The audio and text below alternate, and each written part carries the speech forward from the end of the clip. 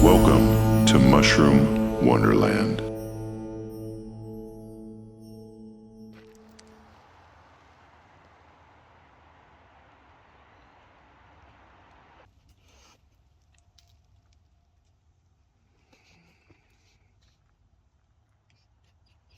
Hey everybody, my name's Aaron Hilliard, Mushroom Wonderland. Thanks for joining another episode. And today we're in a county park right here in Kitsap County, just about 200 feet above sea level, I'd say.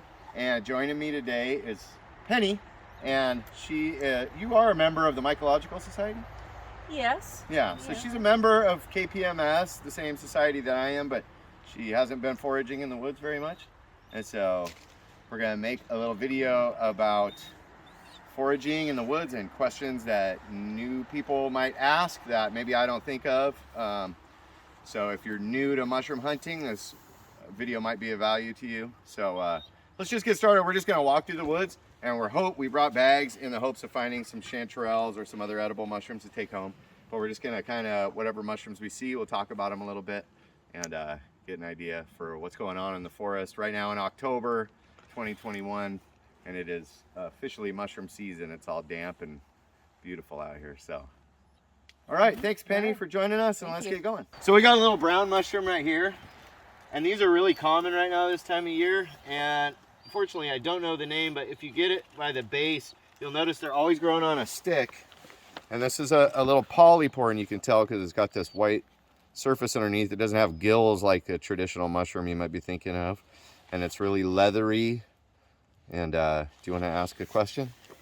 Well, yeah. I mean, how do you know if it's a mushroom that you can eat, if it's safe to eat? Can I eat it? Can I eat it? Well, so some mushrooms are just such a weird texture that they're almost like unpalatable. It would be like eating a chunk of leather or something. So that alone, I mean, if you're starving, I don't know of any toxic polypores here in the Northwest, so I think you could eat this. But in general, there's about 13 popular, easily identifiable wild edible mushrooms that you would want to eat here. I mean, there's a ton more edible mushrooms, but like the ones that people are after, you know, people have tried all these mushrooms in the woods, and there's about 12 or 13, maybe 14 that people really are after. So if you don't really recognize it, and like I kind of know my mushrooms pretty well, and I don't even know the name of this one because it's that benign of a mushroom, but still interesting, and it's a sign that mushroom season has started. Yeah. So everywhere in the woods you can find this mycelium, and it's hard to identify a mushroom by the mycelium, but I'm betting because it's so close that this is the fruit of that. Yeah. So. All right. Here we go. Let's keep walking down in the forest and see what now right at the entrance of this trail we smell dog dookie, and it's probably a good idea to not eat mushrooms right off of the sides of the trail right at the entrance, because the dogs poop and pee everywhere, and the mushrooms will absorb that stuff. So something to think about. Yeah, so that is probably the most common mushroom in the forest around here. Yeah. And it's called a red-belted conch. Oh. And its Latin name is Fomitopsis Mounceae. And if you get one off the log, they really like to hang on there, but there's probably enough to go around. But again, do you know what that surface is called? No. Polypore. Oh, polypore. So okay. It's related to those ones that are growing on sticks. And they call it the red-belted conch because it's got this red belt. Yeah. And they can, you'll see them on every dead tree, every log around here. Yeah. Super duper common. Some people claim these are medicinal too. And, but I don't know, there's just so many, I would never think to like throw some in some tea, but you could try it, you know, ain't gonna hurt you. You could eat one of these too. But it's like eating a piece of wood. Yeah, probably don't want that. So we're looking for chanterelles, and I was just wondering what happens to them. I mean, like, how long can you look for them? Did you stop looking for them when the first frost comes? That's a good question, and usually it is after the first hard frost. They just turn to mush. Yeah. And but not necessarily the first hard frost should you just give up looking, because underneath all this brush, it won't frost as much. There's little micro habitats that'll stay a little bit warmer. Yeah. But generally about the middle of November is when I stop seeing chanterelles popping up, and that's when they're kind of like wilting and going to mush. But then again, we went on a hike last December, and found a bunch of beautiful golden chanterelles because it was just like a long season. Are those winter ones? Yeah. No, remember we found golden ones and winter chanterelles What are the next difference? to each other. Huh? What's the difference? The winter chanterelles were just those little ones. Oh, with the same. yellow Are they feet. yellow though? Same color? Kinda. Oh. Yeah. So are they only, or chanterelles a fall?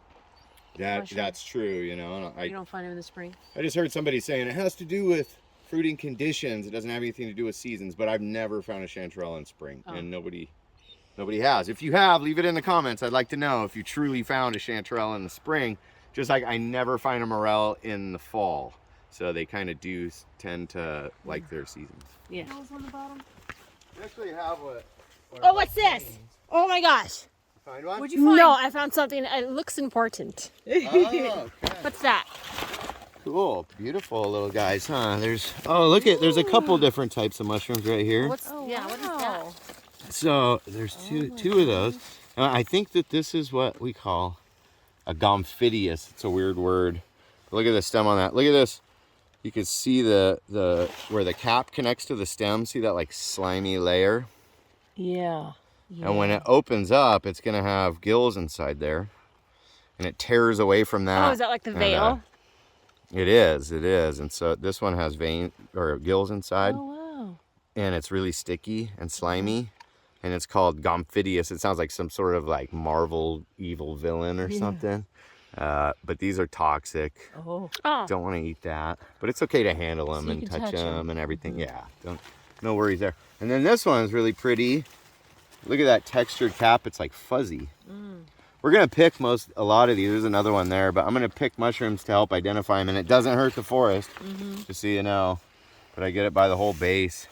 Now look under that. It's not gills. It's yellow looking. It's like spongy. It's a sponge. And so this is from the bolete family, but it's actually a genus called suillus, and it's got the sponge on the bottom. All boletes have this sponge on the bottom. And this is a Suillus lakei. And I don't know about the edibility of it, but it's a pretty mushroom. It's real fuzzy on top. It's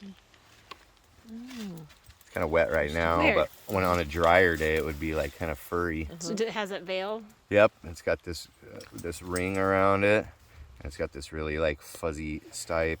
The stipe is the stem, and yeah, Suillus. The way I remember that is I try to think of like Bruce Willis's mom's name is Sue Willis. It's really probably not, but I just think that's funny. Cute. It's the Bruce Willis mushroom. Love it. But I like what, like, you know, we watch and read these books about like mindfulness and meditation and stuff. And Eckhart Tolle, the way that he says, you know, part of like being is to stop like saying this is Salal. Stop giving it a name. So we say this is called Salal. We just call it that. That's not actually what it is. It's just what we call it. So like saying that mushroom is called a chanterelle, it's like opens you up to be to see the forest in a bigger way, you know. And it's all like, I don't know what any of this stuff is, but that's what we call it. You know, it's kind of a mind-opening idea. See areas like this. So I think if we just walk into the woods a little bit, we'll have better luck. Because people walk the trails and then they just pick whatever they find. This is a little bit of a trail. Yeah. All right. Oh! We're good. Yeah. We're good. Right here, you can see something poking out of the moss. And Oh, so, look at can you see that. us? You want to get Oh, I close? can. Can you see the mushrooms? I can. You can. I can. So yeah, this is how they're going to be hiding. One thing about chanterelles is that, so imagine there's this mycelium running underneath us, underneath our feet, connected to these trees. And so wherever you find one, there's usually more. But when there's heavy moss like this, which there usually is, they're tricky to see. So you acquire a sharp eye after time and repetition. But when I pull this moss back, Oh, beautiful. wow. Ooh.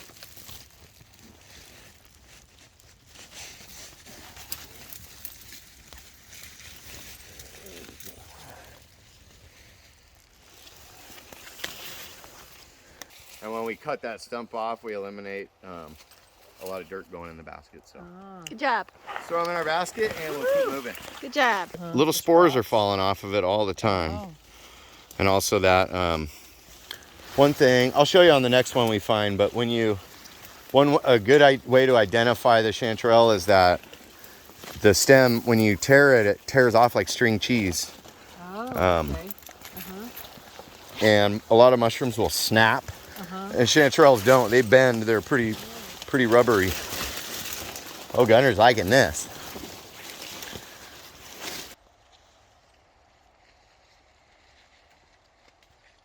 There we go. These are turkey tails, or the Latin name is Trametes versicolor, and that means of many colors. So look at the variety of different colors. And look how it's making all these blobs. You can see it growing on this log. Wow. How cool is that, right? Yeah. And it's just taking over, and so it's eating this log. But these are said to be very medicinal, anti-cancer, antiviral, antioxidant. So these are fresh ones. Look at that. Is this the same kind? That is, and that's Okay. part of the name Versicolor. They can vary so much in different colors. Some of them are black, and they say that the black ones are actually the most medicinal. Oh, Whatever that means. These ones are pretty dark. orange, reddish color, huh? But yeah, there's some nice freshies, and then Look at those. some that aren't doing so good. But And Yeah, that's an lots. angry squirrel. and right here, this one, my wife, who's being a lovely camera woman, spotted these. Oh, growing out of this log. Look at that big guy. Wow. That's called a deer mushroom, or a Pleuteus species. And so apparently these are edible, but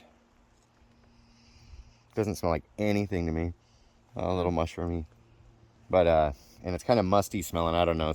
I think if they were any good to eat, everybody would be after the Pleuteus, but I think that they're reserved for the deers. Yeah. And that's how they get the name deer mushroom. So growing out of a log. Oh no. Yeah, it's different. Look at the bottom of that. It has Yeah. gills. It's got gills. Gosh, I heard the name of this. Oh, it's called like a fuzzy foot. You can tell why. Look at the fuzz on the bottom of the foot. I'll put the actual Latin name on the screen, but I found some of these last summer. It's got beautiful, really pristine looking gills, and looks like art, right? I was just looking at the mossy, ground cover, and I was just noticing how the leaves are almost the same color.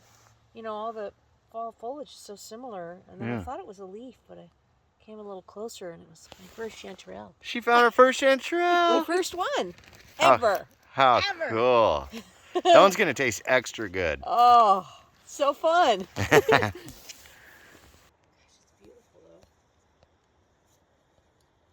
You don't want to spend a ton of time just trudging around getting soaked in the bushes where there's no chanterelles growing.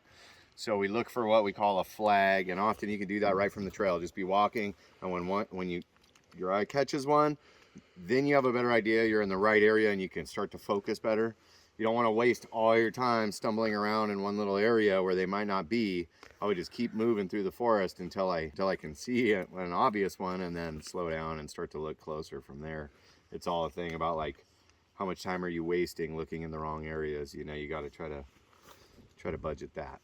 Here on this log, we came across these, Ooh. and these are beautiful oyster mushrooms. Oh.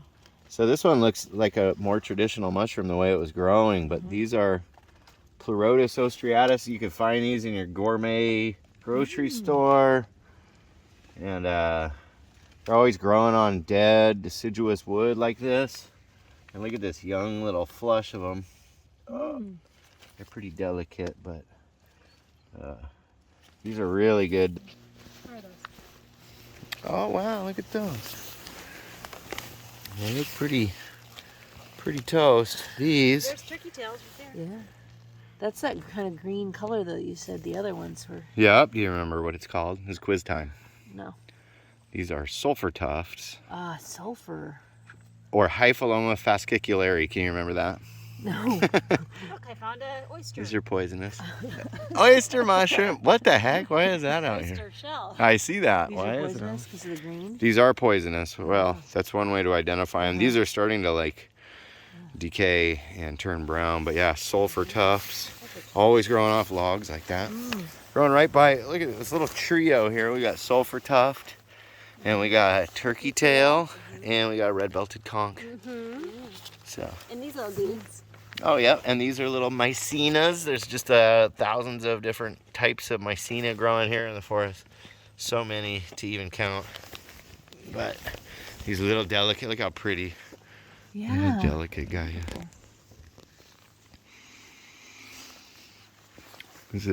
I like this area of the forest. Is that more of the sulfur tuft? Yeah. Yeah, good eyes. And then come to find out your puzzle. You might recognize these are puffballs. Yeah, I saw some of those over there.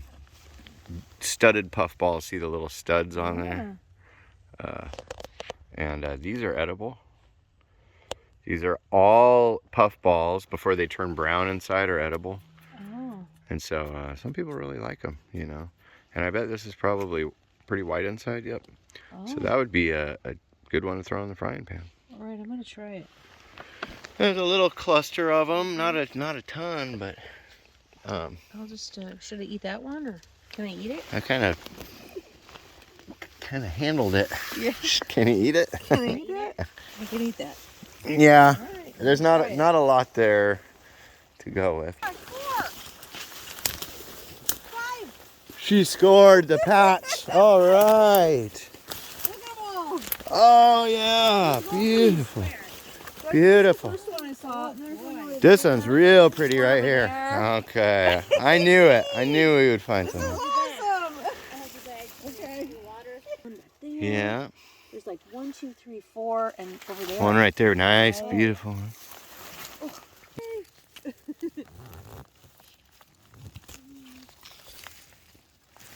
small, do you want to leave them so that they'll? Yeah. You just get them. Somebody else. If it's like under an inch, I would leave it. Okay. Oh, you got maybe 2 meals worth now. Oh my gosh. That was exciting. Yes. Very cool. I don't know. Are they just twisted and contorted growing underground? But then cover them back up, right? Yeah. Here you go. You want this one? No, go ahead. I got a lot of All them. right, cool. They like to hide in the moss. I'm gonna pull that one out.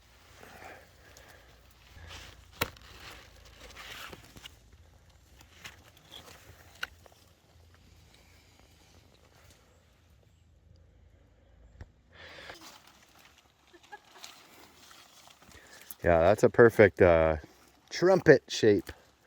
Looks like a horn.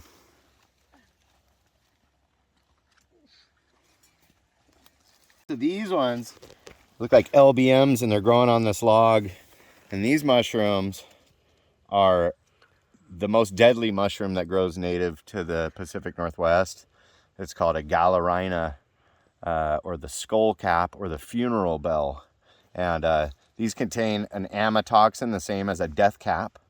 And so if you ate, they say 10 small mushrooms would kill a 50-pound child.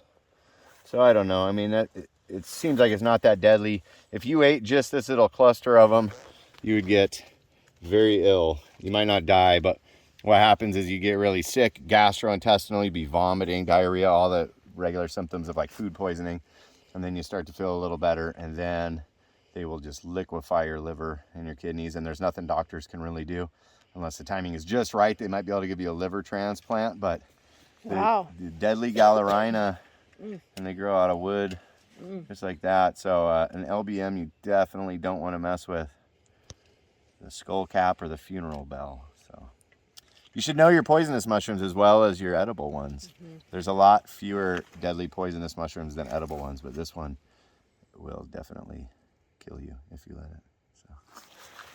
So if it's easier for you to just pull it out and then cut the base. It's kind of fun to cut it. It is, and You know, if the National Forestry Service says that it helps protect the mycelium, then why not, you know?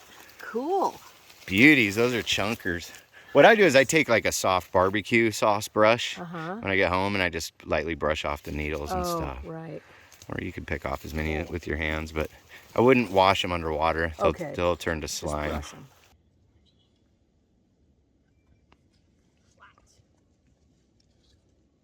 If you look under here, we've got these little guys popping out here.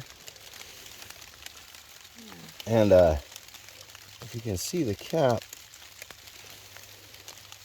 these are Armillaria, or commonly known as the honey mushroom. So these are edible, and these ones are unopened. They're just really young, you can see, and then this cap is gonna go and open up like this, leave this little ring behind. And they can be fairly common. There's 3 of them growing right here, and they like dead wood with this log, but the Armillaria honey mushroom, it's a good wild edible here in the Northwest. Guys, it's a little rainy to be having the camera out. What did you think, Penny? Oh, I had a great time. Awesome time. Did you learn anything new today? I did. Yeah? I learned how to identify and locate those chanterelles and all those other ones. So many different mushrooms out here.